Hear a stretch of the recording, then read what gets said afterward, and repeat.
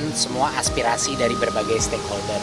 Jadi saya mendengar sekali aspirasi dari berbagai macam mahasiswa, keluarga, dan masyarakat mengenai concern mereka mengenai adanya peningkatan-peningkatan UKT yang terjadi di PTN-PTN kita.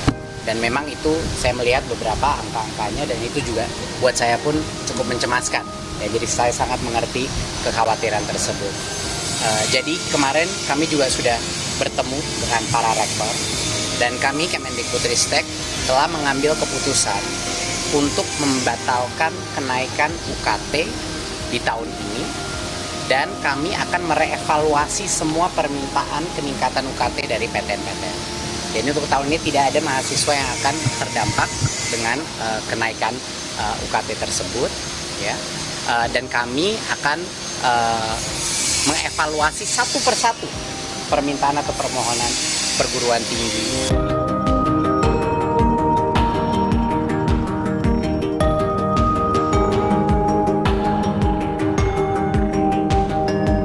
Saya memberikan pertimbangan, tapi tadi kan sudah disampaikan oleh Mendikbud bahwa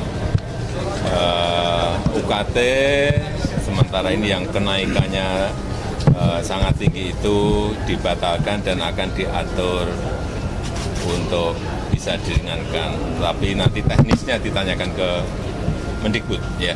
Tapi intinya itu sudah dikatakan oleh Mendikbud. Berarti tahun ini UKT kemungkinan ini akan dievaluasi dulu, kemudian kenaikan setiap universitas akan dikaji dan dikalkulasi, sehingga kemungkinan, ya ini masih kemungkinan nanti ini kebijakan di Mendikbud akan dimulai kenaikannya tahun depan. Jadi ada jeda, tidak langsung seperti